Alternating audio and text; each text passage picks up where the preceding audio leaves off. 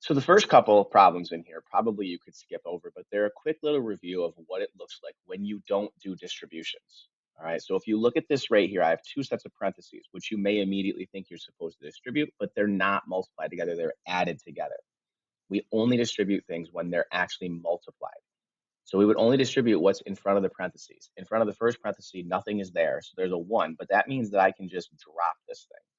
So it's 3y to the third minus 2y squared minus 7 thirds y, because it'd be the same thing as multiplying a 1 through there, which would give me the exact same thing. In front of the second parentheses, again, there's nothing there. So if I really want to, I can put a 1 there. All right, and I can distribute a 1 to each thing in this parentheses like that. All right, but all it's going to do is give me what's in there. So 4 thirds y squared plus y minus 5. Now be careful, because if you were subtracting, it doesn't work like this. You have to distribute a -1. The next one has a negative that we'll talk about. So I need to combine like terms. All right. So again, what has the same variable and exponent? I like to highlight the things that makes them stand out. All right. So I have a 3/5 y to the third. There's nothing to put with that. All right. So 3/5 y to the third. I have a -2 and a -4/3. Again, are you going to do that in your head? I doubt it.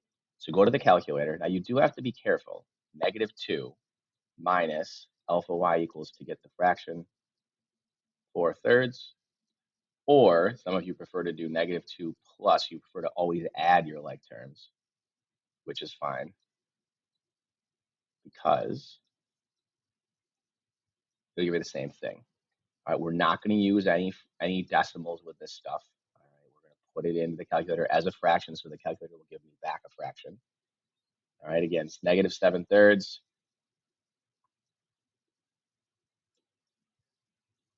Oops, that's not -7 thirds.